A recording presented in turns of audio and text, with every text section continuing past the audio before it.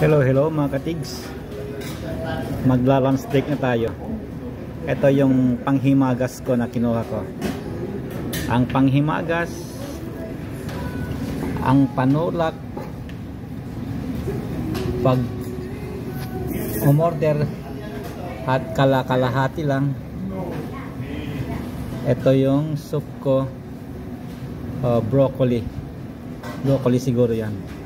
At saka ang main dish ay ito yung kinumutan na hipon, corn on the cob. Ito yung buffalo wings at mac and cheese na punong-puno ng cheese. Konti lang nilagay kong sauce ng ng buffalo wings kasi alam ko maanghang yan, kaya konti-konti lang. So ito yung kabuuan ng aking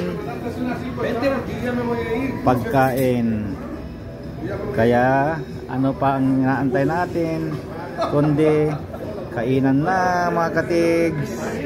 Bye bye.